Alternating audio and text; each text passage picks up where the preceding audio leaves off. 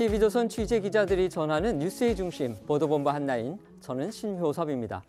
미국을 국빈 방문 중인 윤석열 대통령 부부가 오늘 조 바이든 미국 대통령 부부와 함께 한국전 참전용사 기념시설을 방문하고 친교의 시간도 가졌습니다. 대통령실은 방미 이틀간 모두 59억 달러, 약 7조 9천억 원 규모의 투자 유치 성과를 거뒀다고 발표했는데요. 하지만 민주당에서는 오늘도 윤 대통령을 공격하는 주장들이 터져나왔습니다. 한 최고위원은 넷플릭스는 어차피 한국에서 돈 벌어가려면 투자할 수밖에 없다면서 어제 양이원영 의원에 이어서 또다시 넷플릭스의 3조 원대 투자 결정을 깎아내렸습니다. 이재명 대표는 김건희 여사의 지난해 캄보디아 심장병 어린이 위문 때 조명 사용 의혹이 사실로 보인다면서 이 주장을 했다가 허위사실 유포 혐의로 검찰에 송치된 장경태 최고위원처럼 자신도 고발하라 이렇게 주장했습니다. 윤 대통령의 방미 이틀째 동정부터 첫 주제로 다뤄보겠습니다.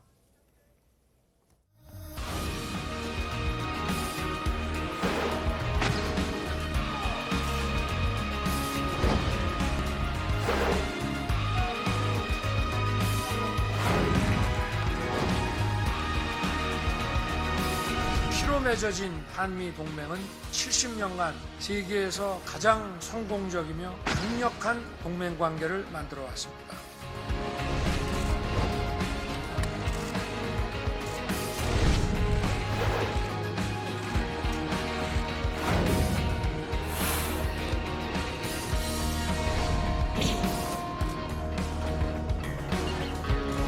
올해는 동맹 70주년을 맞이하는 뜻깊은 해입니다.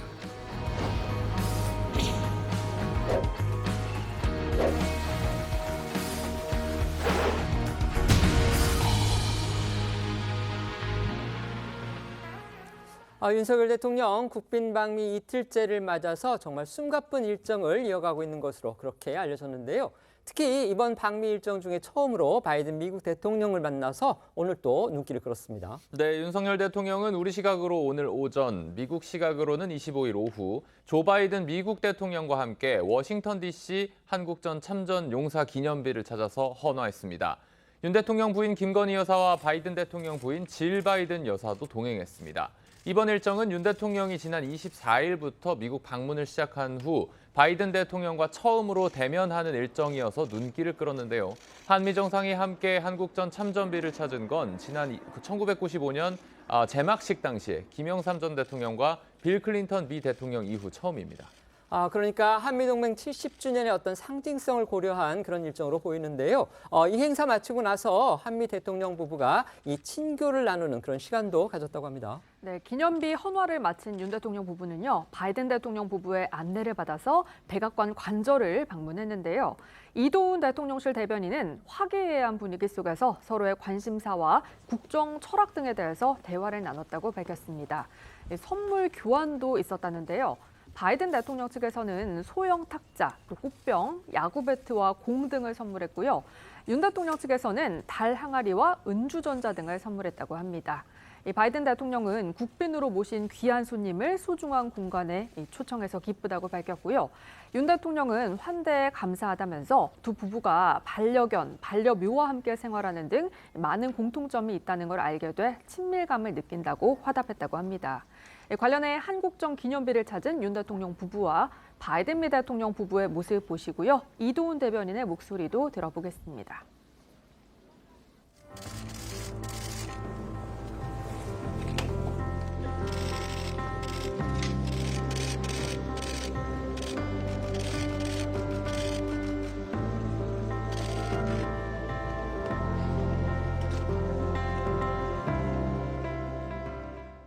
대통령 부부를 바이든 대통령 부부는 백악관 관저에서 맞이했고 내부 공간을 직접 안내했습니다. 대통령 부부는 블루룸에서 방명록과 동맹 70주년 사진집에 서명했고 바이든 대통령 부부와 워싱턴 전경이 내려다 보이는 트루먼 발코니에서 함께 야경을 감상했습니다. 윤 대통령은 바이든 대통령과 한국전 참전비를 찾은 일정 외에도 이번 국빈 방미 기간 동안 보훈 관련 일정에 상당히 힘을 쏟고 있는 모습입니다. 방미 이틀째 첫 일정으로 김건희 여사와 박진 외교부 장관, 박민식 국가보훈처장 등과 함께 알링턴 국립묘지를 찾아 헌화하고 참배했습니다. 알링턴 국립묘지는요, 이제 다수의 한국전쟁 참전 용사들도 안장되어 있는 그런 곳이죠. 네, 그렇습니다. 알링턴 국립묘지는 우리의 국립현충원처럼 1, 2차 세계대전과 베트남 전쟁 등에 참여한 용사들이 잠들어 있는 미국 최대 국립묘지 중 하나입니다.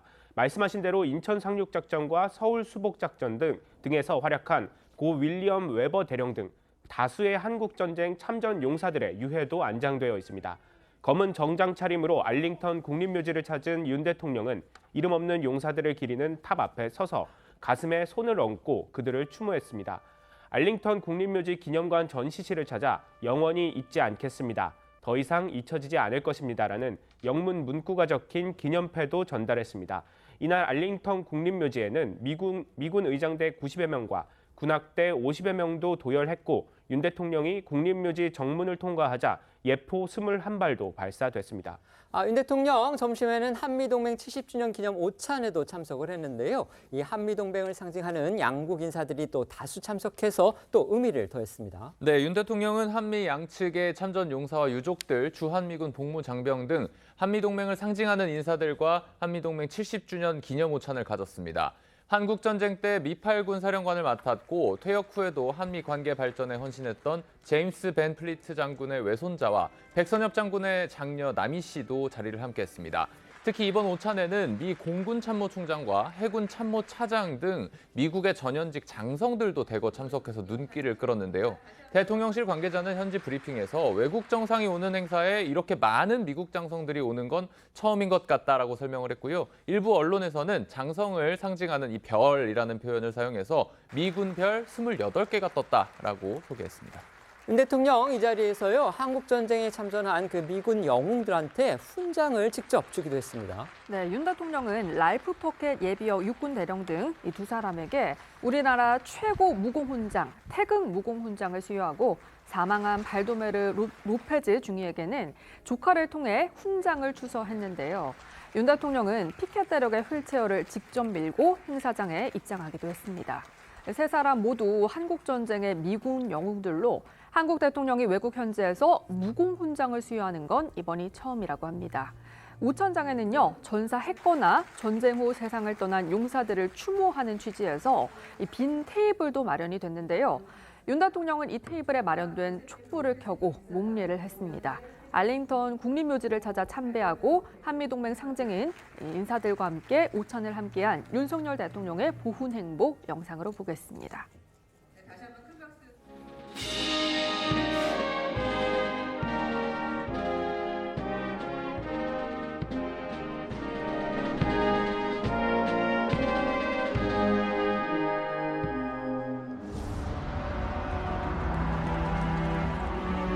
수여됩니다.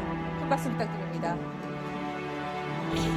전쟁의 폐허를 딛고 글로벌 리더 국가로 발돋움한 대한민국의 눈부신 번영은 미국의 수많은 젊은이들의 희생과 헌신 위에 서 있습니다.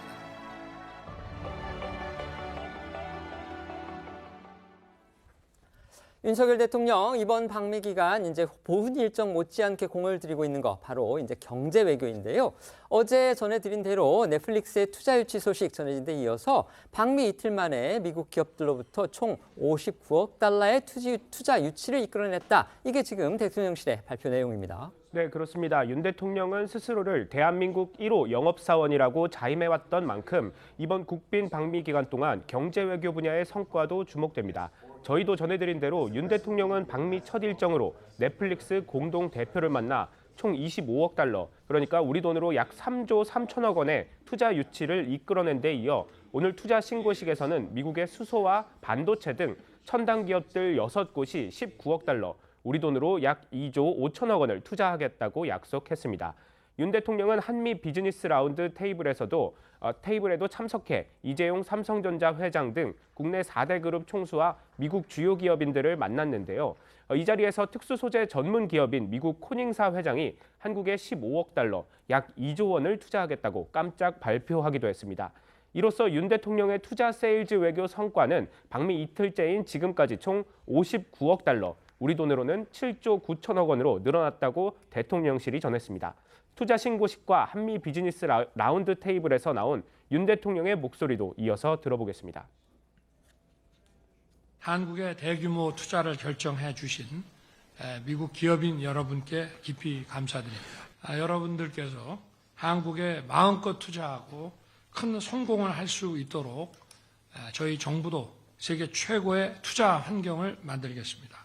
오늘 이 자리가 한미 양국 기업들의 협력이 깊어지는 의미 있는 시간이 되기 바랍니다. 미래를 향해 전진하는 행동하는 한미 동맹을 양국 경제인들과 함께 구현해 나가고 싶습니다. 앞서 윤 대통령과 만나서 투자 계획을 밝혔던 넷플릭스의 서렌도스 공동대표가 자신의 SNS에 관련 소감을 남긴 것도 화제가 됐습니다. 어제 저희도 이제 영상으로 좀 봤었는데요. 서렌도스 대표는 윤 대통령과 투자 유치권 외에 지금 나눈 소소한 대화 등을 또 공개를 해서 지금 눈길을 끌고 있는 겁니다. 앞서 윤 대통령이 우리 프로야구 개막 전에 이제 시구자로 나섰던 거, 그 얘기도 나눴다고 하죠. 맞습니다. 서렌도스 대표는 윤 대통령 부부가 키우고 있는 11마리의 반려동물들 그리고 윤 대통령의 개막전 시구에 관해서도 얘기를 나눴다면서 윤 대통령 시구를 잘 하더라, 검색해보시라 이렇게 언급을 했습니다. 그러면서 서렌도스 대표는 스마트폰으로 시구 영상을 보여주는 듯한 윤 대통령의 사진까지 함께 공개를 하고 윤 대통령 부부의 방미 첫 일정을 함께 할 수 있어서 영광이었다라는 취지의 소감도 남겼습니다. 대통령실 역시 윤 대통령이 서렌도스 대표에게 자신의 시구 연습 동영상을 보여주면서 40년 만에 투구였다라고 웃으며 대화를 나눴다는 그런 부연 설명도 했고요. 서렌도스 대표 역시 동석한 김건희 여사에게 자신이 키우고 있는 유기견들의 사진을 보여주면서 환담을 나눴다고 밝혔습니다. 앞서 바이든 대통령이 친교 시간에 이제 윤 대통령한테 그 야구 배트를 선물했다는 소식 저희가 전해드렸었는데요. 그게 이제 바이든 대통령이 이제 야구 애호가인 윤 대통령을 그 배려를 해서 미국 프로야구 선수가 쓰던 배트, 그다음에 야구 글로브, 야구 공으로 구성된 빈티지 야구 수집품을 선물을 했다는 겁니다. 이처럼 이제 윤 대통령의 야구 사랑 정말 유별난 것으로 알려져 있는데 이번 방미 일정 중에서도 그 사랑이 드러나서 지금 화제가 되고 있습니다. 네, 대통령실에 따르면요, 윤 대통령은 방미 이틀째 아침 일찍 당일 일정을 구상하면서 숙소인 블레어하우스 주변을 산책했다고 하는데요.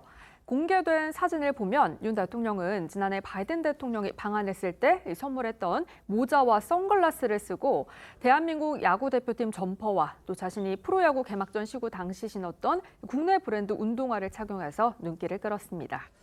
윤 대통령 미국 현지 시각으로 이제 미 항공우주국 그러니까 나사죠. 나사의 고다드 우주비행센터도 방문했는데요. 해리스 미국 부통령이 직접 안내했다고 합니다. 네, 그렇습니다. 윤 대통령은 방미 이틀째 일정 중 하나로 나사 고다드 우주비행센터를 방문했습니다. 미국 우주위원회 위원장을 맡고 있는 해리스 미 부통령이 동행했습니다. 고다드 우주비행센터는 1959년 설립된 미국 최초의 우주비행센터로 우주과학 연구의 산실로 꼽히고 있는 곳입니다. 앞서 지난 2015년 박근혜 당시 대통령도 이곳을 찾았습니다. 이어서 8년 만에 윤 대통령이 다시 고다드 우주비행센터를 찾으면서 이곳은 한미 우주협력을 상징하는 곳으로 자리매김할 것으로 보입니다. 윤 대통령은 해리스 부통령과의 공동 기자회견에서 한미동맹 70주년의 중심엔 우주동맹이 있길 기대한다고 밝혔고 해리스 부통령 역시 한미동맹을 확장하는 새로운 영역이 될 것이라고 말했습니다. 두 사람 목소리 들어보겠습니다. 양국 간 우주동맹이 우주 기술 경제 분야에 그치는 것이 아니라 우주 안보 분야로도 확대되기를 바랍니다. So I'll conclude by saying again, we renew our commitment to strengthen our cooperation in the next frontier of our expanding alliance, and of course that is space. 관련해서 한국과학기술정보통신부와 미국 나사는 이날 현장에서 우주 탐사 협력을 강화하는 공동 성명서를 체결했습니다. 대통령실은 이를 계기로 한국이 미 주도의 유인 달 탐사 계획인 아르테미스 프로그램에 본격 참여하게 됐다고 밝혔습니다. 미국 정부가 윤 대통령의 이제 국빈 방미 격에 맞게 예우를 다하고 있다는 소식 저희도 전해드렸었는데요. 이게 의전 면에서뿐만이 아니고요. 대언론 홍보 등에서도 이전에 없었던 일정을 갖고 있다고 합니다. 그러니까 미국 측의 고위 인사가요. 우리 기자단의 프레스센터를 직접 찾아서 브리핑하는 전례 없는 일까지 있었다고 합니다. 네, 어제도 전해드린 대로 워싱턴 거리 곳곳에 태극기와 성조기가 걸려 있고 윤 대통령이 워싱턴에 머무는 3박 4일 동안 숙소로 이 공식 영빈관인 블레어 하우스 에어버스가 앞서 보신 것처럼 사용이 되고 있고요. 질 바이든 여사가 국빈 만찬 행사를 총괄하면서 한국계 셰프 그리고 한국계 만찬장 디자이너까지 특별히 초청한 것도 눈에 띕니다. 이처럼 의전과 행사 측면에서뿐 아니라 미국 정부가 이 한미 정상회담을 주제로 한 이 공식 브리핑을 지금까지 총 4차례 진행을 하면서 이번 회담의 중요성과 의미를 부각하는 데 주력하고 있다는 것도 이전의 공식 또는 이 실무 방문 때하고는 다른 모습이라는 평가가 나오는 이유입니다.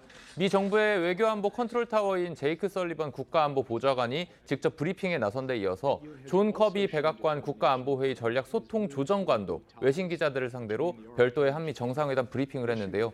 특히 커비 조정관이 우리 대통령실 기자단의 숙소에 차려진 프레스센터를 직접 찾아와서 또다시 브리핑을 한 것은 전례가 없는 일이라고 합니다. 한국 프레스센터를 찾은 존 커비 조정관의 목소리를 들어봅니다. We're very excited today to welcome President Yoon and his delegation to the White House for our second state visit, marking not only the first state visit for an Indo-Pacific leader during this administration, but the 70th anniversary of the U.S.-ROK alliance. The issue of extended deterrence to be discussed over the next couple of days, and that President Biden and President Yoon will have more to announce on extended deterrence at the end of their discussions. 방미 이틀째를 맞은 윤석열 대통령이요, 보훈 행보 그리고 세일즈 외교에 주력하는 모습을 보여줬습니다. 특히 한국전에 참전한 용사들에 대해서 현지에서 처음으로 직접 훈장을 수여하는 등 이 보훈 일정이 눈길을 끌었는데요. 이거 어떻게 보시는지 패널들께 한번 여쭤보겠습니다. 먼저 논평해 주시죠. 지금 한미 동맹 79년을 기념해가지고선 미국이 한국에 대한 방위 공약을 이렇게 완벽하게 천명한다라는 것에 대해서 의미가 있다라고 보여지는데요. 예컨대 우크라이나를 러시아가 침공했을 때 미국이 여러 가지 군사 지원을 하지만 참전하지 않아요. 그렇기 때문에 동맹이 얼마나 중요한지에 대해서는 산소와 같아서 위기가 직면하지 않으면 그게 얼마나 중요한지 모르는데, 지금 미국이 뭐 여러 가지 그 핵 억지와 관련해서 또 핵 우상과 관련해서 하는 이런 공약은 사실 다른 나라들이 굉장히 부러워할 대목입니다. 그리고 이제 국빈 방문도 상징적인 측면이 있지만 프랑스의 마크롱 이래로 지금 두 번째 국빈 방문이고, 굉장히 이렇게 강론에 있어서도 신경을 많이 쓴다라는 것은 그만큼 높아진 우리 대한민국의 위상과 함께 한국을 협력의 파트너로 지금 미국이 인식하고 있다는 측면이죠. 단지 실리적으로 지금 경제와 관련해 가지고 무슨 칩스라든지 IRA라든지 반도체 관련법에 관련해 갖고 존 커비가 기자들의 질문에 답변하는 것을 보면 매우 추상적이에요. 우리는 굉장히 명쾌하게 얘기를 하는데 이런 추상적인 미국의 답변에 대해서 우리가 어떤 스탠스를 취해야 될지에 대해서, 그리고 사실은 당당하게 우리가 원하는 것에 대해서 말하는 것도 동맹의 한 정신이라고 생각하고요. 또 한 가지는 지금 좀 예민했던 문제가 있잖아요. 도감청과 관련해 가지고 대통령이 MBC와의 인터뷰를 통해서 한미 동맹의 신뢰는 돈독하다 이렇게 얘기했지만 그 부분에 대해서도 짚고 넘어갈 때 진정한 70년 동맹의 정신이 살아나는 게 아닐까, 실리적인 측면에서는 그렇다는 말씀을 드립니다. 네, 말씀해 주시죠. 예, 말씀하신 것처럼 지금 이제 보훈이나 외교라고 하는 건 대통령만이 제대로 할 수 있는 분야라는 생각이 들고요. 특히 이번 윤석열 대통령 같은 경우는 보훈 문제에 상당히 집중을 하는 측면, 그래서 저는 매우 올바른 방식이라고 생각이 듭니다. 그러니까 일제에 맞서서 싸웠던 분들, 그다음에 6.25 전쟁에 참전하셨던 분들, 독재에 맞서서 싸웠던 분들에 대해서는 국가가 책임을 져야 국민들이 국가를 믿고 싸울 수 있다라고 하는 기본적인 전제가 있기 때문에 저는 이런 행보들은 매우 좋은 행보라고 생각이 들고요. 또 뭐 외국에 나가서 최근의 외교라고 하는 것이 안보와 경제가 서로 떨어질 수가 없는 상황이기 때문에 외자를 많이 유치하면 유치할수록 국민들이 좋아할 수밖에 없겠죠. 근데 이제 문제는 외자를 유치하는 것뿐만 아니라 우리가 좀 우려하고 있는, 예를 들면 중국이 미국의 마이크론사의 반도체를 갖다가 수입하지 않게 되면 우리 삼성과 SK 하이닉스의 반도체를 중국에 수출하지 말라고 얘기하는 것이 동맹적 가치에서 맞는 것인가? 그리고 어느 나라가 다른 나라에 있는 사기업에 대해서 수출하지 해라 말아라는 얘기를 할 수 있는 것인가? 이런 부분들은 한미동맹 70주년이라고 하는 중대한 행사를 앞두고 상당히 중대한 또 흠집이 될 수 있다는 생각이 들기 때문에 이런 부분에 대해서도 대통령께서 바이든 대통령을 만나서 충분히 얘기하고 설득해야 된다. 저는 이렇게 생각을 합니다. 방금 이제 우리 정호기 의원께서 미국 NBC 방송과 윤석열 대통령의 인터뷰 내용 얘기를 하셨는데요.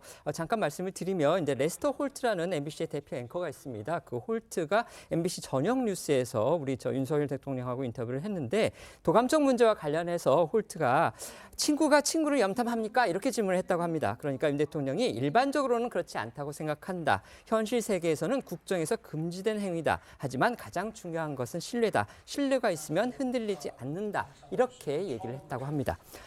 윤 대통령의 방미가 이처럼 순조롭게 진행되고 있지만요. 국내에서는 민주당이 오늘도 윤 대통령의 외교 행보를 아주 강하게 공격했습니다. 어제 저희도 전해드린 대로 양이원영 의원이요. 넷플릭스에 우리 정부가 투자한다. 이런 식으로 오독을 해서 비판했다가 지금 논란이 있었는데 오늘도 지금 공세를 멈추지 않고 있는 겁니다. 네, 정청래 민주당 최고위원은 오늘 오전 최고위 회의에서 윤 대통령의 넷플릭스 투자 유치를 비판하고 나섰는데요. 정 최고위원은요, 이 넷플릭스는 한국에서 돈을 벌어가기 위해 투자할 수밖에 없다면서 넷플릭스의 투자 유치를 이끌어낸 걸 대통령 방미의 첫 성과로 자랑하는 거냐고 지적했습니다. 또 이재명 대표와 장경태 최고위원은 지난해 윤 대통령 캄보디아 순방 당시 이 김건희 여사가 심장병 환호와 이 촬영한 사진 논란을 다시 꺼내들어서 논란을 불렀습니다. 당시 장 최고위원은 이제 김 여사의 그 사진을 두고서 이거는 조명을 동원한 컨셉 촬영이다. 그러니까 의도적으로 조명을 갖다 썼다. 이제 이렇게 의혹을 제기를 했었죠. 또 이른바 빈곤 포르노다. 이런 공격도 했습니다. 네, 맞습니다. 관련해서 대통령실은 허위사실 유포 혐의로 장 최고위원을 고발했고 이어서 경찰 역시 수사 결과 조명 의혹은 사실 무근이라고 결론 내고 검찰로 송치했습니다. 이에 대해 장 최고위원이 오늘 최고위 회의에서 조명 논란 영상을 소개하면서 재차 객관적 자료와 증거 없이 송치를 결정한 답정너식 경찰 수사에 항의한다고 반박했습니다. 이 대표 역시 관련 영상을 보면서 육안으로 봐도 상식적으로 봐도 조명 사용이 맞는 것 같다. 저도 고발하길 바란다고 힘을 보태했습니다.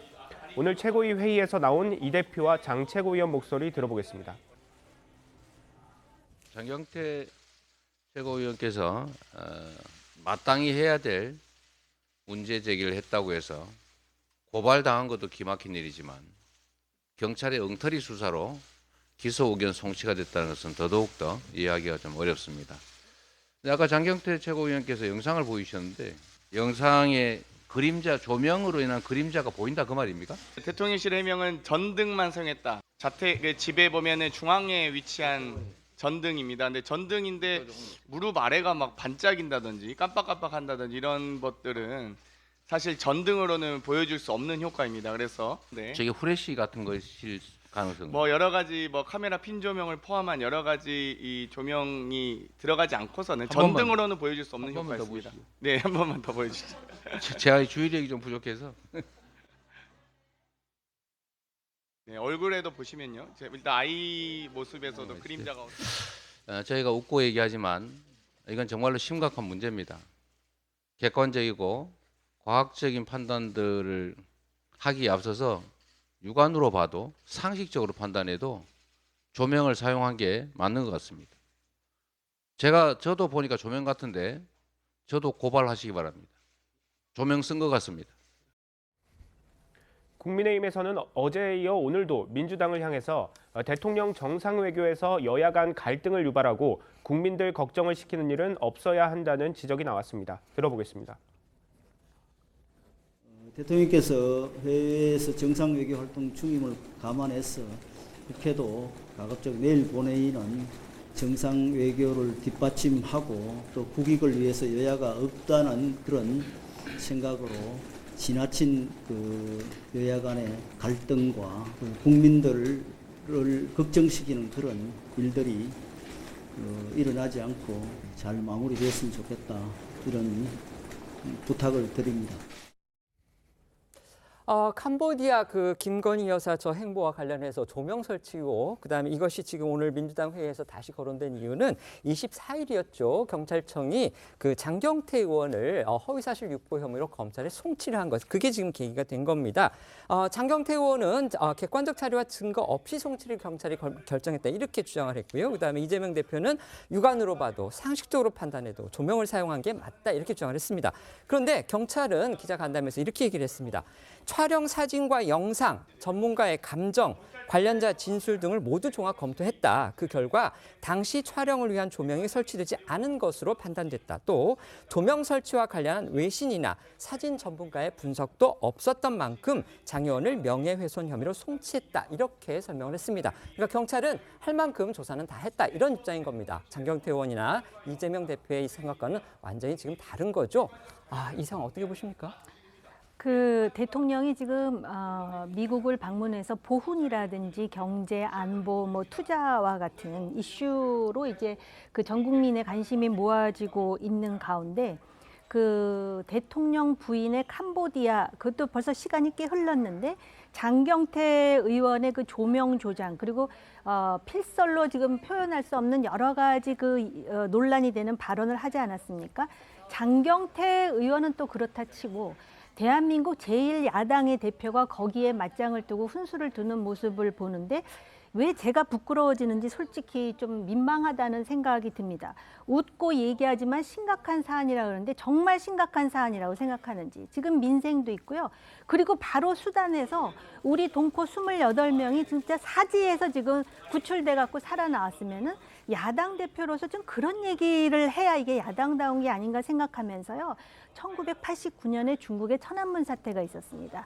그때 많은 중국의 청년들이 중국 정권을 향해서 그 중국 정권의 문제점이라든지 권위주의적인 그런 사태에 대해서 저항했을 때 그 당시에 주중 미국 대사가 바로 현장을 찾았을 때 바로 정부의 반기를 들었던 중국의 젊은이들이 뭐라 그랬는지 아십니까? 당신들 여기 왜 나타나? 이거는 중국의 문제야. 우리는 중국이 잘못됐다라는 것이 아니라 중국의 집권자들의 저 행태에 대해서 문제 삼은 것이니까 당신들 여기 나타나지 말라고 오히려 미국 대사를 준엄하게 꾸짖어서 당시 미국 대사가 자기 자서전에 쓴 것을 보고 이게 나라여야 된다는 생각이 들었는데요. 얼마 전에 그 대통령의 러시아, 우크라이나 그다음에 중국 발언과 관련해 가지고 야당이 굉장히 몰아치듯이 비난을 했는데요. 저도 대통령 발언이 좀 지나친 측면이 있다고 생각을 하지만 적어도 외부의 도전이나 상대가 있는 상황에서 과연 한 국가의 원팀이어야 될 그런 그 야당의 지도자가 이래야 되는가. 하물며 이거 지금 무슨 캄보디아 뭐 대통령 부인 조명 이게 지금 이렇게 이슈가 된다라는 게 정말 참담합니다. 네, 말씀해 주십시오. 대통령이 외교를 잘하셨으면 그렇지 않았을 거라는 생각이 들긴 하는데요.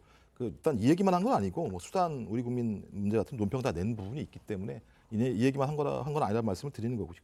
최근에 민당 내부에서 김건희 여사분과 관련해서 비판적인 시각들이 더 강해지고 있습니다. 그 이유 중에 하나는 뭐냐면 대통령실 홈페이지 같은 경우 대통령의 공식 행사 내용을 보게 되면 대통령의 사진보다 손투되지 않은 김건희 여사의 사진이 많은 이런 흐름들을 보면서 김건희 여사가 너무나 국정에 깊숙이 개입하는 거 아닌가라고 하는 분명히 의심이 있는 것이고요. 또 하나는 해외를 나가실 때마다 지지율이 오르는 게 아니라 떨어지면서 우리의 국격을 떨어뜨리는 일들이 꽤 많이 있었기 때문에 그거는 또 일반화할 수는 없는 겁니다. 그래서 이제 이런 부분과 관련해서 이제 논란이니까 이제 야당의 입장에서 그렇다는 말씀을 드리는 것이고요. 그다음에 또 최근에 또 이제 대통령께서 4.19 기념식에 가서 뭐 가짜 뉴스, 사기꾼 집단 이런 부분들이 야당을 겨냥한 거 아니냐 이런 비판들이 있기 때문에 이런 부분들에 대한 어떤 복합적인 의미에서의 비판적인 어떤 공격 방향이 아닌가 이렇게 생각을 합니다. 네. 시청자 여러분, 지난 2021년에 개봉한 영화 모가디슈 많이 보셨죠? 바로 1991년에 이제 내전이 터진 소말리아에서 우리 대사관이 정말 약전 고투 끝에 교민들을 빼내온, 특히 이제 북한 대사관 그 직원들하고 같이 이제 함께 빠져나오는 그런 부분을 그린 그 영화인데요. 그 교전적인 수단에서의 우리 교민 탈출기가 그 영화를 방북케 할 정도로 극적이었다. 이런 사실이 정말 속속 알려지고 있습니다. 자세한 내용 알아보기 전에 관련 영상 먼저 보겠습니다. 정말로 총 쏘고 대포 쏘고 우리 집 주변에서 정말 전쟁이 일어났어요. 말로만 듣던 전쟁. 폭격도 받았고.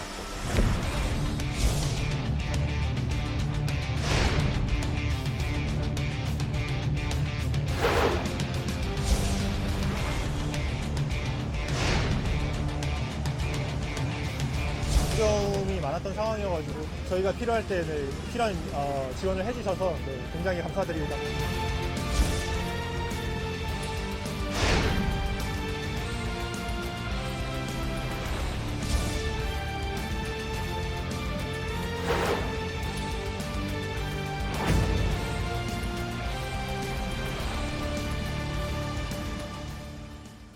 말 그대로 숨가빴던 작전 끝에 우리 교민들 무사히 수단을 탈출해서 어제 오후에 귀국한다는 소식 저희도 예고해 드렸었는데요. 이 공항 도착 장면부터 전해주시죠. 네, 영상으로도 보셨듯이 내전이 격화된 수단을 탈출한 교민 28명이 어제 오후 4시쯤에 서울 공항을 통해서 무사히 귀국했습니다. 교민들이 기르던 고양이 2마리, 개 1마리도 함께 한국 땅을 밟았습니다. 군용기에서 내린 교민들은 안도감과 함께 환한 웃음을 보였는데요. 먼저 탈출에 성공한 우리 교민들 목소리부터 듣고 오죠. 죽었다 살아났다는 느낌입니다. 현지 정말로 총 쏘고 대포 쏘고 우리 집 주변에서 정말 전쟁이 일어났어요. 말로만 듣던 전쟁. 폭격도 받았고 그분들이 목숨을 걸고 오셨습니다. 정말로. 총알 막 날아다니는데 오셨어요. 정말 고맙습니다. 그분들 정말 너무 고생하셨어요. 탈출 결심하시기 직전에 수단 현지 상황이 좀 어땠나요? 그 전까지는 이제 저희 자택에서 머무르는 게 제일 안전하다고 판단해서 이제 자택에서 머무르고 있었는데요. 저는 이제 비교적으로 좀 이렇게 안전한 이제 집에 있었어가지고 했었는데 그날 아침부터 이제 굉장히 큰 그 교전이 저희 집 앞에서 이제 벌어졌고 그 당시에는 이제 군인들이 이제 집안에 침입했다고 이제 생각될 정도로 굉장히 이제 두려운 상황이었어서 안전하게 구출을 되리라는 믿음이 있었고 그래서 이겨낼 수 있었던 것 같습니다. 말 그대로 죽다 살아난 우리 교민들의 긴박했던 탈출 과정을 조금 더 설명드리자면요. 이들은 교전이 한창이던 수단의 수도 하르툼에서 출발해서 1174km를 대형 버스 6대 나눠 타고 약 33시간 동안 이동한 끝에 북동부 항구 도시인 포트 수단에 도착했습니다. 이어서 이곳에서 대기하고 있었던 우리 공군 수송기를 타고 사우디아라비아 제다로 이동한 다음에 그곳에서 기다리고 있었던 우리 공군의 다목적 공중급유기 시그너스에 옮겨 타고 귀국길에 올랐습니다. 이번 교민 철수 작전 정말 여러 가지 난관을 뚫고 이뤄낸 그런 값진 성과입니다. 네, 당초 하르툼에서 포트 수단까지는 850km 거리였다고 합니다. 하지만 치안 상황 등을 고려해서 300km 넘게 돌아가는 경로를 택했다고 하는데요.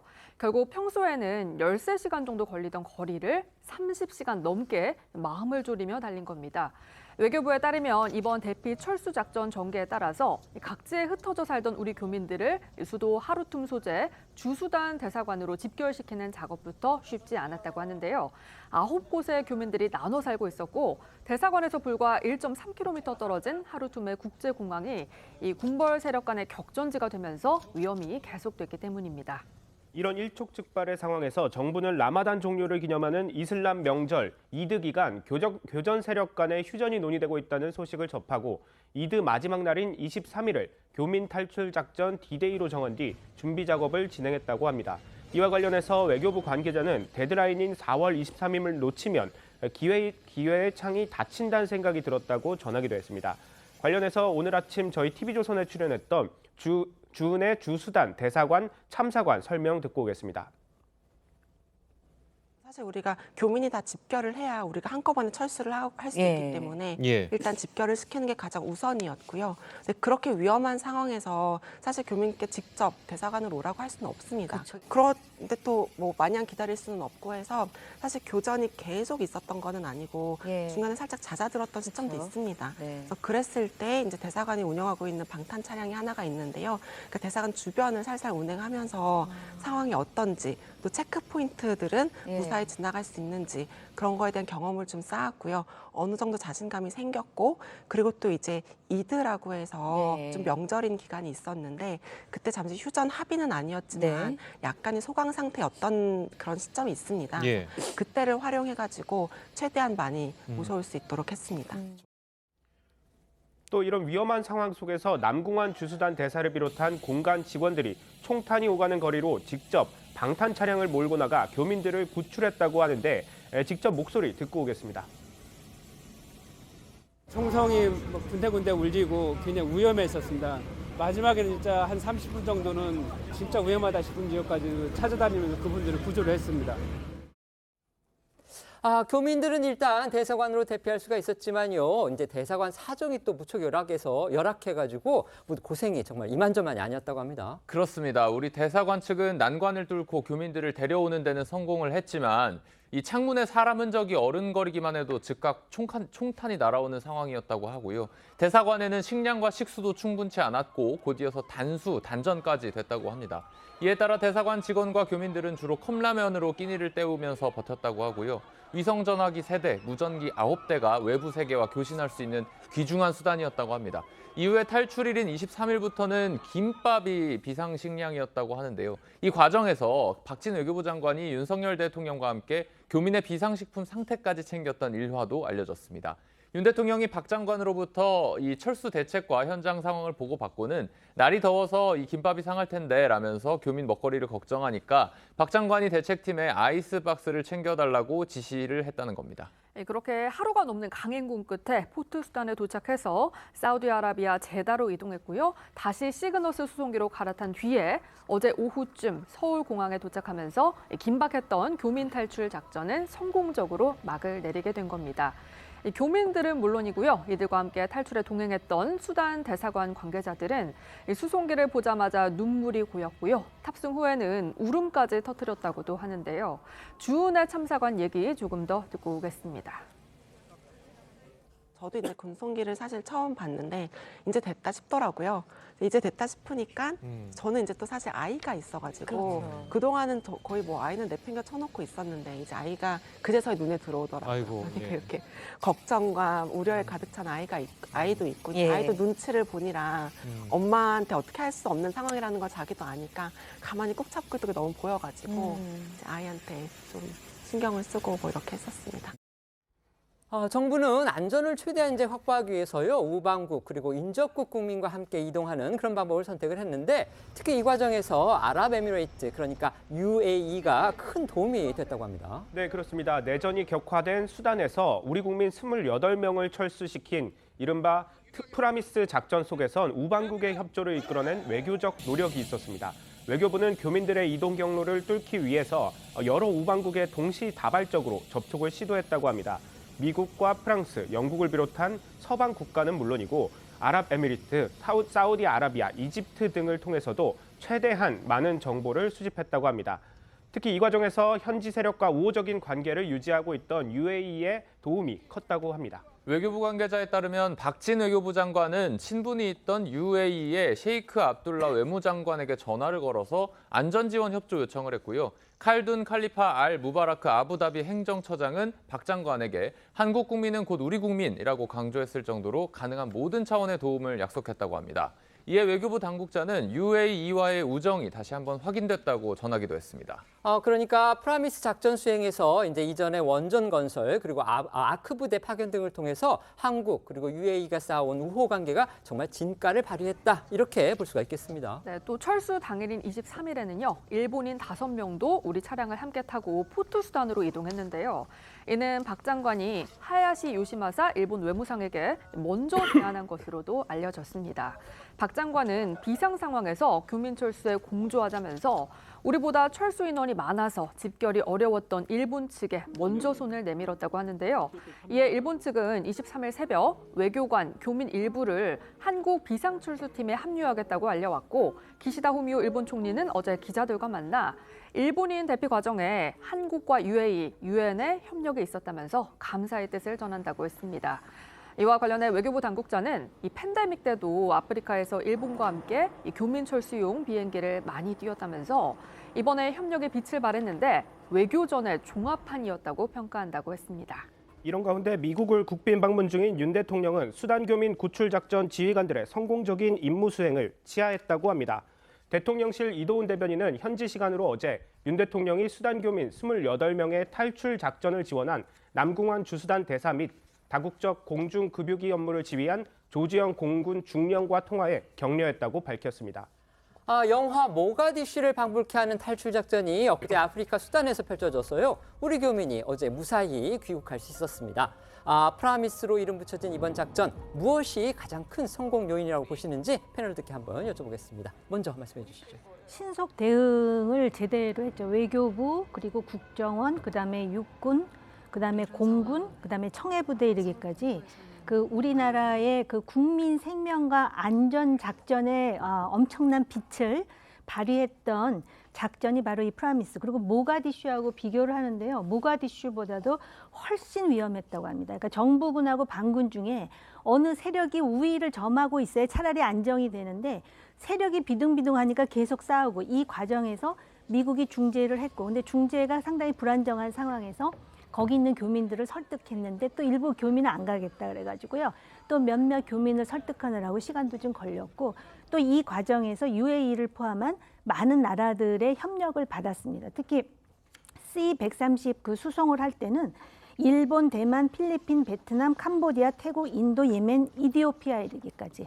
이거는 우리나라의 위상, 그다음에 작전의 효율성과 신속성, 그다음에 대통령실을 포함한 정부의 적극적인 의지, 그리고 국제적인 협력을 가능하게 한 우리나라의 그 외교의 어떤 그런 쌓아놓았던 그런 일련의 그런 역할 같은 것이 빛을 발한 것이다, 이렇게 생각합니다. 네, 평가해 주십시오. 예, 전 매우 이제 감사한 일이고요. 작전이 다 성공했다라는 측면에서, 그리고 대통령이 미국으로 이동하면서 저 전체를 진두지휘했다고 얘기하고, 말씀하신 외교부, 국방부, 국정원, 우리 정부가 협심을 해서 우리 국민들을 지켜냈다라는 측면에서는 매우 의미 있고, 국민들이 적어도 해외에 있더라도 국가를 믿을 수 있겠구나라는 생각이 들었다는 생각이 들어요. 말씀하신 것처럼 아랍에미리트 제가 볼 때 땡큐라는 생각이 들고요.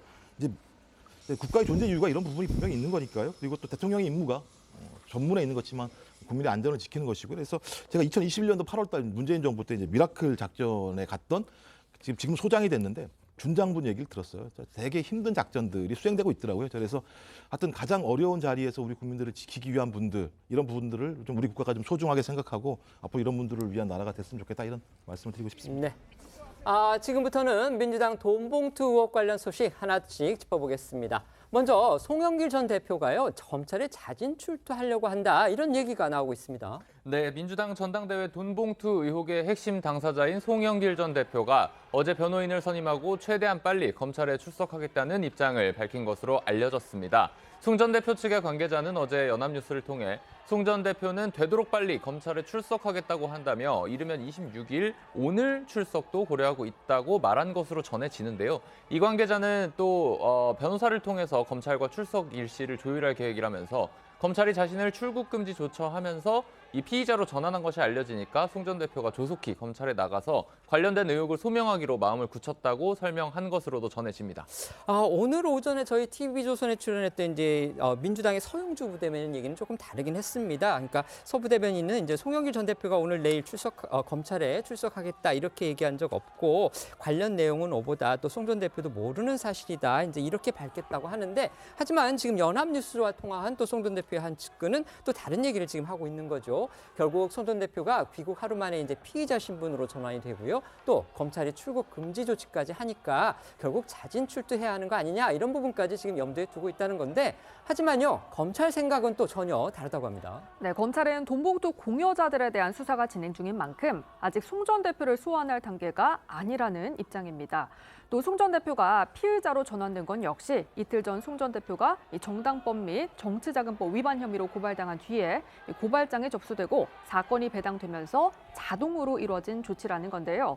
검찰 관계자는 증거와 법리에 따라서 필요한 시기가 되면 송 전 대표의 소환을 통보할 거라면서 그때 협조해 주시면 좋겠다, 이런 입장을 밝힌 것으로 전해지고요. 채널A는 검찰 측이 송 전 대표가 기습 출석을 한다면 돌려보낼 거라고 못 박았다고도 전했습니다. 관련해 검찰 수사에 대한 송 전 대표의 발언, 그리고 한동훈 법무장관의 입장 들어보겠습니다. 저 송영길은 어떤 일이 당하더라도 절대 회피하지 않고 도망가지 않습니다. 검찰은 주위 사람들을 불러서 주변을 돌기보다는 오늘이라도 저를 소환하면 적극 응하겠다는 말씀을 드리겠습니다. 어떤 식으로 구체적으로 준비하고 계신 건가요? 대표는 검찰을 하고 있습니다.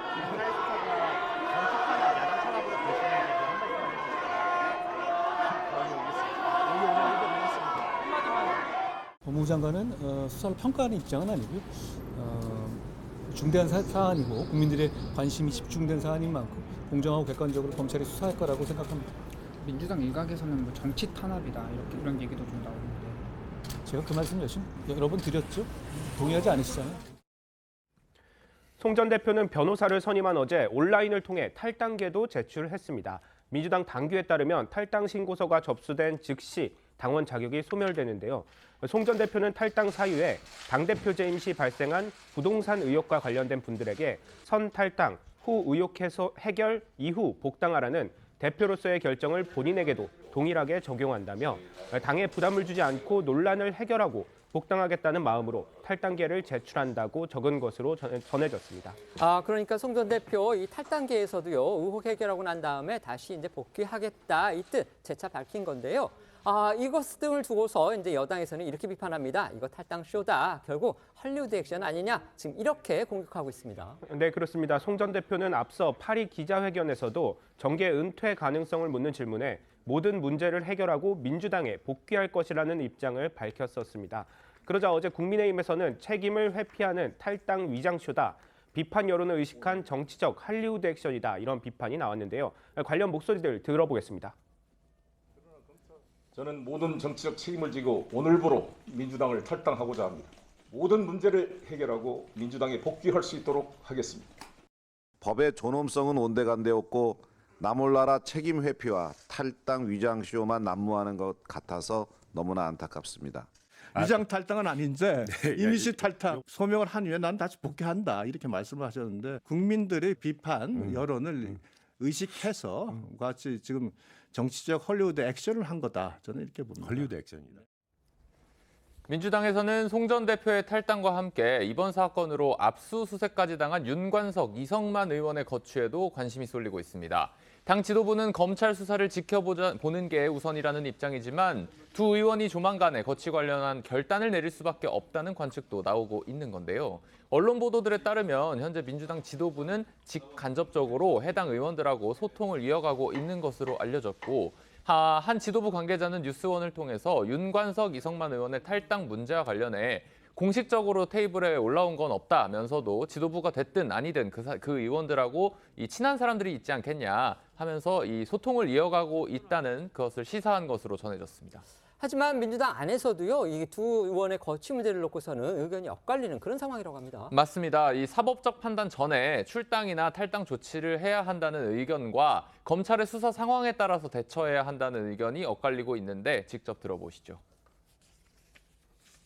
최소한 육성이 나온 사람들 이런 사람들에 대해서는 그 법률적, 사법적 판단을 기다릴 것이 아니고 정치적, 도의적 책임을 물어야 되는 거죠. 그럼 어제 이재명 대표도 이성만 의원이나 윤관석 의원의 출당이나 탈당 조치에 대한 의견을 밝히는 게 맞았다. 그럼요. 민주당이 온정주의를 갖고 이 사안을 바라보면은 결코 해결할 수 없다라고 보여져요. 이 문제는 검찰 스케줄에 따라서 민주당이 대처를 하면 돼요.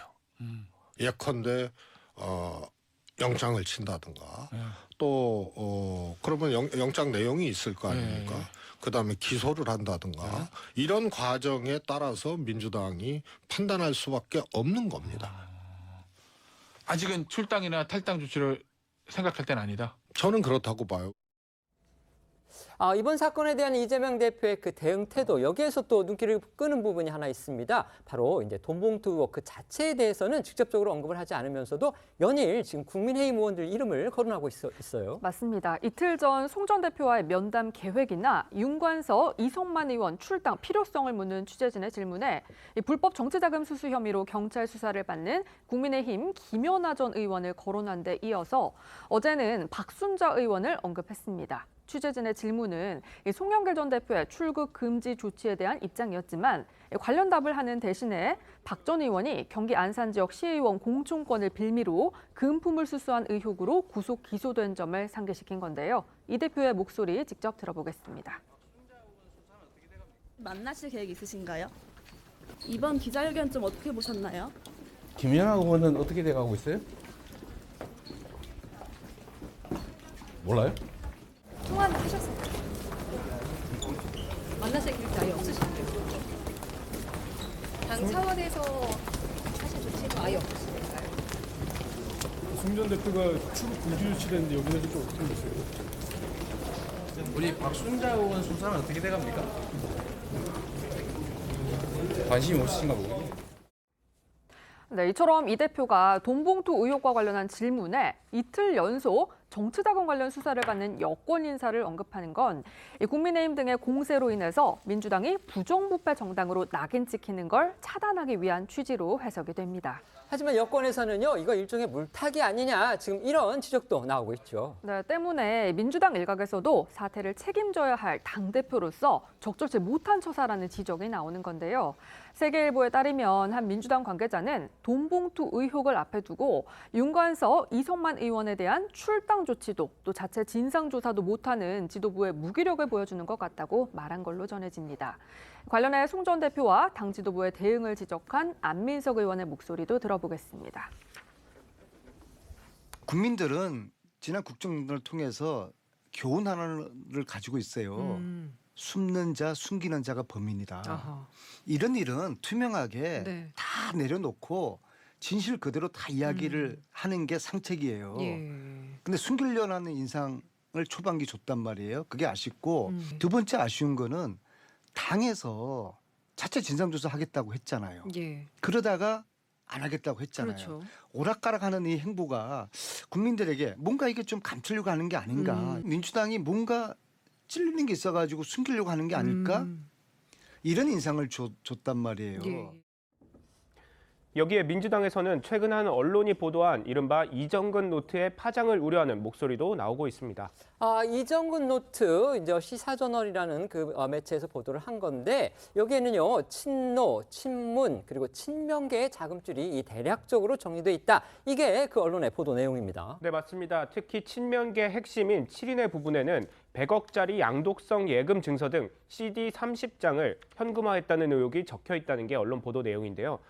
이와 관련해서 어제 한 라디오에 출연한 박범계 의원은 이정근 전 사무부총장의 전화 녹취록 3만 개보다 일부 보도된 이정근 노트가 사실 가늠하기 어려운 것이라고 생각한다면서 윤석열 대통령과 한동훈 법무부 장관이 돈봉투 의혹과 관련해 구체적인 내용을 이미 알고 있는 것 같다고 말했습니다. 윤 대통령이 돈봉투 의혹에 대해 언급하고 한 장관이 돈봉투 수사가 야당 탄압이란 주장에 대해서 말 같지도 않은 소리라고 반박한 것이 자신의 경험상으로 볼 때는 뭘 알고 하는 얘기인 것 같다는 겁니다. 그러면서 박 의원은 검찰의 돈봉투 수사를 정치 탄압으로 생각하지 않는다고도 말했습니다. 들어보겠습니다. 지금 녹취록 3만 개 그거보다도 저는 아주 일부 언론이 보도했는데 이정근 노트가 사실은 가늠하기 어려운 그치라고 생각합니다. 만약에 전체적으로 녹취록 등등의 신빙성들이 증거 능력이 인정이 되고 거기에 이정근 노트가 제시가 된다면 그건 가늠하기 어려운 부분이 있지 않는가 그 점을 우려하는 거죠. 대통령이 이 부분에 대해서 언급한 거는 제 경험칙상 보면 구체적인 보고가 있었고 한동훈 장관이 그렇게 단언하듯이 참 그렇게 얘기하는 것은 하는 것은 뭘 알고 하는 얘기인 것 같아요. 그러나 이른바 이제 이정근 노트라는 거, 아까 제가 말씀드렸듯이 시사저널이라는 매체에서 이제 단독 보도를 했는데, 지금 거기에 대해서 지금 후속 뉴스가 나오거나 그러지는 않은 상태입니다. 그런데요, 지금 윤석열 정부에 대해서 누구보다 강경한 입장인 그 박범계 전 법무부 장관이 이 이정근 노트에 대한 걱정을 공개적으로 했습니다.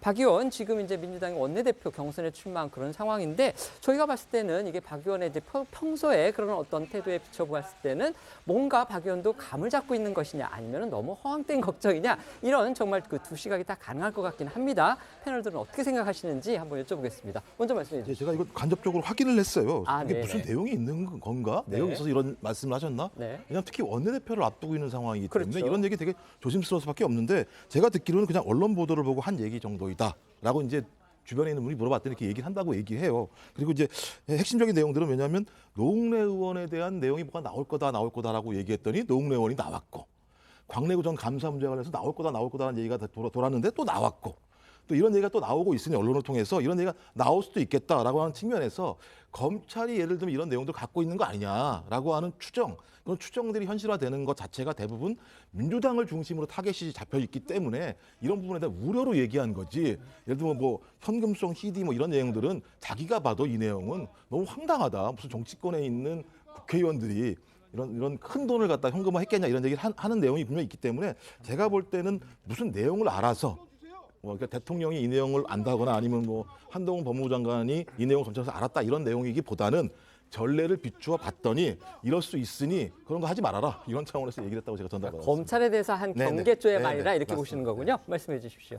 저는 오히려 검찰에 대한 경계라기보다는 마치 또 검찰의 능력을 인정하는 건가라는 생각이 들 정도로 사실 이 100억짜리 CD 30장이면 3천억 아니에요? 3천억? 저 액수도 너무 커서 계산이 잘 안 됩니다. 글쎄 말입니다. 그런데 그걸 현금화했다는 의혹에 대해서 법무장관을 역임한 박범계 의원이 뭔가 가지고 있을 거라고 그렇게 걱정한다라는 것이 참 신기하게 들렸습니다. 오히려 당의 중견 정치인으로서 터무니없는 이야기고 더군다나 이정근이라는 사람이 구속 직전에 얼마나 불안하면 그런 얘기를 본인이 쓴 것도 아니고 누군가가 대필했다는 거 아닙니까? 그렇죠. 구술해서 적었다. 그렇게 이렇게. 얘기할 수도 있는데 뭔가 있을 것 같다라고 걱정하는 걸 보니까 저도 뭔가 있는 쪽으로 한번 지금 그 추론해보면서 지켜봐야 될 것 같다는 생각이 들었습니다. 알겠습니다. 이런 가운데요. 오늘 오전 민주당에서 아주 또 중요한 또 눈길을 끄는 결정이 하나 나왔습니다. 바로 이른바 검수완박법 처리 과정에서 꼼수 탈당한 논란을 일으켰던 그 당사자죠. 민형배 무소속 의원의 복당을 결정한 겁니다. 네, 민주당 박홍근 원내대표가 오늘 오전 당 최고위원회의에서 민형배 의원의 복당 결정을 발표했습니다. 말씀하신 것처럼 민 의원이 탈당계를 제출했던 건 민주당이 검수완박법을 강행 처리했던 때로 지난해 4월 26일 무소속 의원 자격으로 국회 법제사법위 안건 조정위를 무력화시킨 지 정확히 1년 만에 복당을 하게 된 겁니다. 박 원내대표는 당시에 민 의원이 국민의힘의 유례없는 목리에 불가피하게 자신의 소신에 따라 탈당이라는 대의적 결단으로 입법에 동참했다면서 검수완박 관련 헌법재판소의 최종 판결이 이미 나온 만큼 이제는 국민과 당원께 양해를 구하고 민 의원을 복당시키는 것이 책임지는 자세라고 판단한다고 얘기했습니다. 헌법재판소는 지난달이었죠. 검수완박 법안에 대한 이제 권한쟁의 심판, 그러니까 법무부가 낸 거였죠. 거기에서 민 의원이 탈당하고서 법제사법위의 안건조정위원으로 참여한 거, 이거는 국회의원의, 그러니까 정확히 말하면 국민의힘입니다. 국회의원의 심의 표결권을 침해한 것이다. 이렇게 판단을 했습니다. 그러면서도 검수완박법은 유효하다. 또 이렇게 결정을 해서 여권 등으로부터 아주 강한 비판을 받기도 했습니다. 그렇습니다. 박홍근 원내대표는 민 의원의 탈당과 관련한 헌재의 판단에 대해서도 거듭 유감을 표한다고 말했는데요. 민 의원의 복당을 결정한 민주당의 이야기 들어보시죠. 민형배 의원이 오늘 민주당으로 복당합니다. 헌법재판소로부터 지적된 부족한 점은 아프게 새기면서 이제는 국민과 당원께 양해를 구하고 민 의원을 복당시키는 것이 책임지는 자세라고 판단합니다. 특별복당이라고 들었는데 이 특별복당을 하게 되면 계기라든지 당의 요구로 인한 복당 대상자 심사에서 복당을 허용한 것으로 알고 있습니다. 누구 요청으로? 당의 요구죠, 당의 요구. 아마 사무총장이겠죠. 전봉투 의혹 때문에 지금 이 시점에 복당을 좀 해야 되는 게 맞냐 이런 지적들도 있었는데. 박홍근 대표와 진성준 수석 체제에서 이제 28일 날 선거가 바뀌지 않습니까? 이거는 근데 매듭을 좀 짓는 것이 마땅하다고 하는 지도부의 어떤 판단이 있었던 것 같습니다. 지금 들으신 것처럼 민형배 의원의 복당을 민 의원이 요구한 게 아니라 민주당이 민 의원한테 요구했다. 지금 이게 대변인의 발표인데요. 사실 그 당원의 복당 결정 권한은 사무총장한테 있습니다. 그러니까 사무총장이 발표하는 게 맞는데 정말 특이하게도 원내대표인 박홍근 의원이 이걸 오늘 발표를 한 겁니다. 네, 들으신 것처럼 박성준 대변인은 민 의원의 복당에 대해서 당의 요구로 복당 대상자를 심사한 것이라면서 충분한 시간이 지났고 당이 여러 고민 끝에 복당을 허용한 거라고 했습니다. 실제로 민주당 내에서는요, 그동안 민 의원의 복당을 요구하는 목소리가 많았고요. 박 원내대표 체제에서 법안 통과를 위해서 위장 탈당을 강행한 만큼 모레까지인 박 원내대표 임기 안에 복당을 시켜야 한다는 요구가 이어진 것으로도 전해졌는데요. 다만 조선일보는 오늘 민의원의 복당 결정에 민주당 내에서도 민의원이 복당하면 비판이 쏟아질 게 뻔한데도 박 원내대표가 임기 종료를 앞두고 복당 총대를 맨 걸 보면 탈당 과정에서 서로 얘기가 없었다는 건 앞뒤가 맞지 않는다는 말이 나왔다고 보도했습니다. 관련해 그간 자신의 복당에 대해 얘기했던 민영배 의원의 목소리도 다시 들어보겠습니다. 제가 뭘 위장 탈당을 했습니까? 뭐 어떻게 위장 탈당을 했습니까? 뭘 위장했습니까? 탈당 안 해놓고 탈당했다 했습니까? 저는 지금 민주당 소속이 아니에요. 복당해야죠. 그런데 아직 당에서 복당을 하라고 요청이 들어오지 않아서 기다리고 있는 중입니다. 복당 형식적인 적은 무소속이지만 마음은 민주당에. 이걸 전제로 해서 그거는 뭐 두말할 필요 없죠. 국민의힘은 어떤 입장을 냈습니까? 네, 국민의힘에서는 강한 비판이 쏟아졌습니다. 강사빈 부대변인은 논평을 통해서 사과나 반성도 없는 뻔뻔한 귀가라며 민의원은 검수완박 법안 여야 대치 국면에서 위장, 꼼수 탈당을 통해 법원을 날치기로 통과시킨 장본인이라 했고 민의원이 복당이 책임지는 자세라고 한 민주당을 겨냥해서도 정말 민주당이 책임지는 정당이라면 의회 폭거로 행해진 검수완박 법안의 단독 처리에 대해서 국민 앞에 무릎을 꿇고 사죄하는 것이 먼저라고 말했습니다. 또 김병민 최고위원은 자신의 SNS를 통해 이런 식이면 중대 결심인 것처럼 탈당한 송영길 전 대표도 얼마 안 있어서 복당한다는 소식이 들리겠다고 지적했습니다. 민주당 안에서도 환영의 목소리만 나온 건 아닙니다. 오물을 뒤집어 쓴 느낌이라는 격한 반응도 나왔는데요. 이상민 의원은 자신의 SNS를 통해 꼼수 탈당 참 부끄러운 짓인데 복당이라니 기가 막힐 일이라면서 민의원의 복당에 쓴소리를 했습니다. 이 의원은 이어서 의회주의와 국회 선진화법을 무력화, 형해화시켰음에도 아무 일 없었다는 듯 복당 결정을 했다니 깊은 무력감에 빠져든다. 돈봉투 사건으로 만신창이가 되었는데 추악한 오물을 뒤집어 쓴 느낌이라고 덧붙였습니다. 민영배 의원을 복당시켰습니다. 민주당이 어떻게 평가하십니까? 제가 볼 때 이제 예정된 악재였다고 생각해요. 이미 알았다는 생각이 드는 거 말씀하신 것처럼 검찰 수사권 축소는 정당하지만 절차적인 문제가 있었다고 얘기하면 절차적 문제의 핵심은 민영배 의원일 수밖에 없는 상황인데 아마도 이 결정, 그러니까 검찰 수사권 조정의 결정을 국회의원들이 원내에서 했기 때문에 저희 원내대표가 최종적으로 책임을 지면서 한다라고 얘기하는 것 같은데요. 그렇다고 하더라도 국민들이 좋아하시겠습니까? 알겠습니다. 말씀해 주십시오. 그러니까는 국민의힘에서 탈당 위장쇼 정치 헐리우드 액션이다. 이렇게 비판을 받을 수밖에 없고요. 애초에 헌재 판단서부터 이게 스텝이 꼬인 거예요. 그런데 민주당이 부끄럼 없이 이렇게 민영배 의원을 다시 복당시킨다라는 거는 그리고 민영배 의원이 저렇게 큰 소리 치면서 다시 그 복당하는 걸 보니까 애초부터 민영배가 탈당한 게 아니라 민주당 내에서 특히 지금 원내대표인 박홍근 대표가 주도했나 이런 생각까지 들고요. 또 한 가지 민영배만 복당하는 것이 아니라 여기 얹어가지고 김홍걸 의원도 지금 복당하지 않습니까? 네, 부동산 투기 의혹으로 그렇습니다. 탈당을 했었죠. 그래서 네. 이게 민주당의 실체다라는 걸 다시 한번 확인하게 됩니다. 방금 정 의원님이 말씀하신 그 헐리우드 쇼라고 국민의힘에서 비판한 거는 아까 그 송영길 전 대표. 그러니까 판입니다. 송영길도 네네. 그런데 여기 보니까 아주 네, 두루두루 알겠습니다. 헐리우드 액션이다. 네. 지금부터는 오늘 하루 놓치면 안 될 핫한 뉴스를 모아 전해드리는 어쩌다 이런 일이 코너로 이어가겠습니다.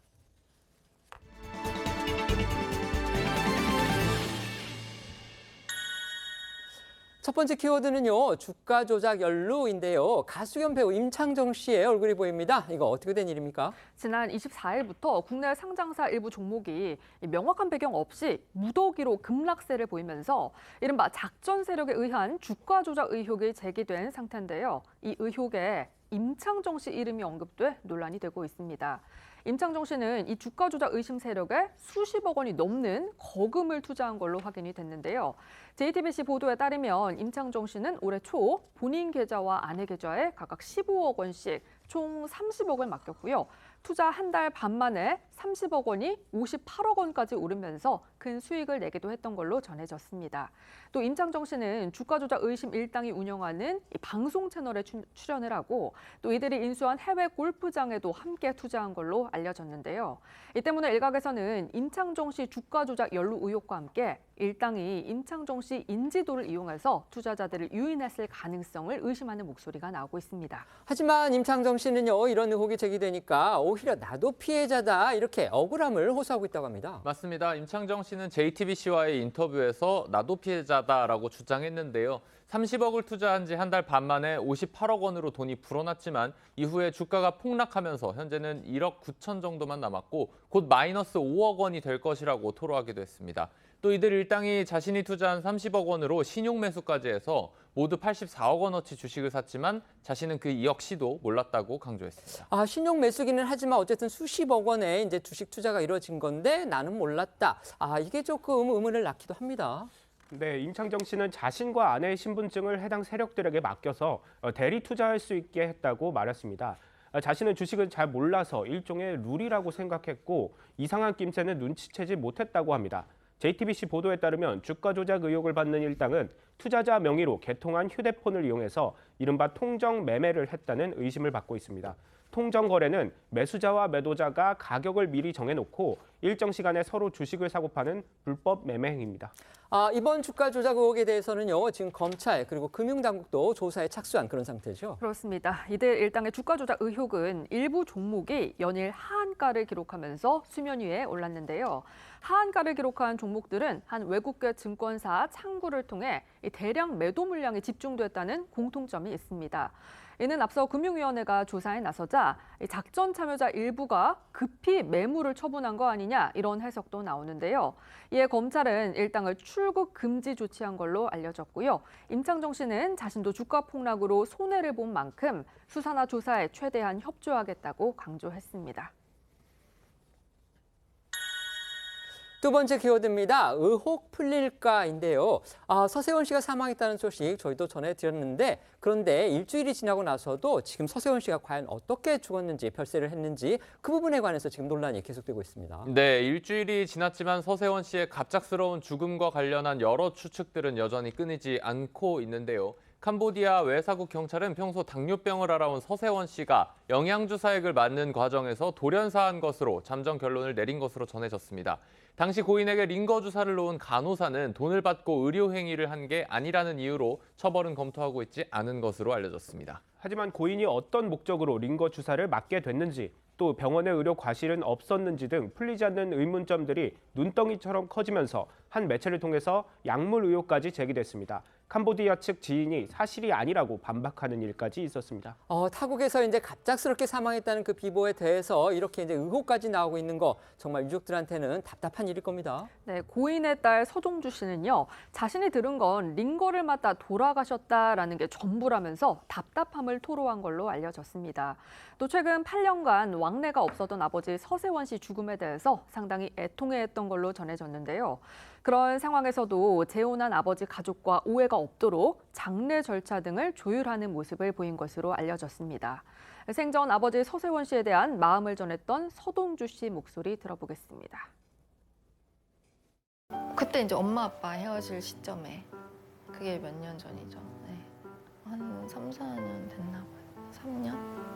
아무래도 제가 엄마의 편에 서서 엄마를 도왔기 때문에 아빠 입장에서는 이제 제가 결심하셨겠죠. 그러니까 아무리 내가 생각할 때 아빠가 잘못했고 뭐 내가 생각할 때 엄마가 이랬어야 됐고 이런 것들이 있을 거 아니에요. 근데 다 떠나서 그냥 엄마고 아빠니까 해를 끼치고 싶지가 않아요. 서세원 씨 죽음 사망과 관련해서 이제 제기되는 의혹 가운데 결국 핵심은 서세원 씨의 이제 사인입니다. 지금 일부 국내 매체들이 계속 거기에 대해서 의혹을 제기를 하고 있기 때문에 과연 이 부분에 대해서 지금 궁금증이 커지고 있는 건데요. 그런데요, 이 서세원 씨의 사인을 규명할 길이 열렸다. 이런 보도가 나왔습니다. 그렇습니다. 한 인터넷 매체 보도에 따르면 서세원 씨가 숨진 캄보디아 현지 병원 병실에 CCTV가 설치돼 있던 것으로 전해졌는데요. 이 CCTV는 서세원 씨가 갑작스럽게 숨진 다음에 수거가 됐고 현재 복구 절차를 밟고 있다고 해당 매체는 보도했습니다. CCTV가 복구돼서 영상이 공개가 된다면 그동안의 추측이 난무했던 사인을 확인하는 데 도움이 될 것으로 보입니다. 하지만 그 문제의 병원은요, 이 서세원 씨의 사망 이후에 지금 특별하게 입장을 밝히지 않고 있는 그런 상태라고 하죠. 맞습니다. 또 한 연예 매체에 따르면 이 병원은 서세원 씨가 사망한 이후 돌연 문을 닫은 것으로 것으로 전해졌는데요. 해당 매체는 병원 관계자들은 서세원 씨 사인에 대해 모르쇠로 일관하고 있고 병원 원장이 한국에 있다고 보도했습니다. 이렇게 의혹이 계속되니까 이제 일각에서는 결국 부검해야 되는 그런 사안이 아니냐 이런 또 주장도 나오고 있죠. 네, 그렇습니다. 일부 보도를 통해 고인의 시신을 한국으로 옮겨서 부검 뒤 장례 절차를 밟는다는 주장이 제기됐지만 또 다른 매체에서는 아직 시신 이송과 장례 절차 등이 정해진 바 없다고 상반된 입장이 나왔습니다. 만약 현지에서 화장되지 않고 한국으로 옮겨져 부검이 진행된다면 사인과 의혹들이 모두 해소될 수 있을 텐데 현지 사정과 시신 운구 상황 등이 관건이 될 것으로 보입니다. 세 번째 키워드입니다. 남편 보험금 행방은인데요. 이거 어떤 내용입니까? 이른바 계곡살인 사건으로 재판에 넘겨진 이은혜 관련 소식입니다. 이은혜는요, 내연관계 조현수와 함께 수영을 할 줄 모르는 남편에게 다이빙을 강요해서 숨지게 한 혐의 등으로 1심에서 무기징역과 징역 30년을 각각 선고받은 상태인데요. 오늘 항소심 선고가 내려지는 가운데 이은혜가 숨진 남편의 보험금을 달라는 소송을 아직도 진행 중이다라는 보도가 나와서 공분을 사고 있습니다. 이 보도 내용을 종합해보면 이은혜는 2017년 8월 가입한 보험의 계약 만료 시점을 4시간 남짓 앞두고 남편을 살해한 것으로 알려졌습니다. 남편 사망 직후에 보험사에 생명보험금 8억 원을 청구했지만 보험사는 이은혜의 나이와 소득에 비해서 보험 납입 액수가 큰 점, 또 보험 수익자가 모두 이은혜인 점 등을 의심해서 보험금 지급을 거절했습니다. 그러자 이은혜는 보험사를 상대로 청구 소송을 제기를 했지만 보험금을 노리고 남편을 계획적으로 살인했다는 의혹이 불거지면서 그 소송의 결론이 아직 나지 않고 있는 겁니다. 지난해 영장 심사 당시에 이은혜와 조현수의 모습을 보고 오시죠. 계획적 살인 인정하십니까? 고인과 유가족들에게 미안하지 않으세요? 그러니까 이제 사실 신의로서는 이제 마지막이라고 할 수 있는 이 항소심의 결과가 어떻게 나오냐에 따라서 보험금 소송도 영향을 받겠다. 지금 이런 지적이군요. 네, 그렇습니다. 이은혜의 보험금 청구 소송은 변호사들이 지난해 이은혜가 조현수가 공개 수배되자 사임한 것으로 전해졌고 이후 계곡살인 수사와 재판이 시작되자 소송도 멈춘 상태로 알려졌습니다. 따라서 이은혜의 형사재판이 확정되면 이 보험금 소송도 다시 진행되고 남편의 보험금의 행방도 결정될 것으로 보입니다. 1심에서 이은혜는 무기징역, 그리고 공범인 조현수는 이제 징역 30년을 선고받았는데요. 당시에 이른바 검찰의 그 가스라이팅 주장, 이건 재판부가 받아들이지를 않았습니다. 오늘 항소심에서 이 부분이 다시 쟁점이 될 듯합니다. 그렇습니다. 1심에서는요, 이들에 대해 부작위에 의한 살인, 즉 간접살인만 인정했습니다. 검찰은 가스라이팅에 의한 직접 살인을 주장했지만 받아들여지지 않은 건데요. 1심 재판부는 피해자가 원치 않은 다이빙을 하게 된 것으로 보인다면서도 피해자가 전혀 선택의 여지가 없는 상황은 아니었고 이은혜 일당이 상황을 교묘히 조작하거나 이 심리를 통제해 뛰어내리게 했다고 인정할 사정이 드러나지 않는다고 판단했습니다. 다만 이은혜의 범행에 대해서는 직접 살인과 동일한 가치라면서 무기징역이 선고됐습니다. 이에 오늘 선고가 내려질 항소심에서는 검찰이 주장한 가스라이팅과 자귀살인, 즉 직접 살인이 받아들여질지도 쟁점입니다. 저희는 1분 뒤에 다시 돌아오겠습니다. 오늘 준비한 소식은 여기까지입니다. 저희는 내일 오후 1시에 더 핫한 소식으로 찾아뵙겠습니다. 시청해 주셔서 고맙습니다.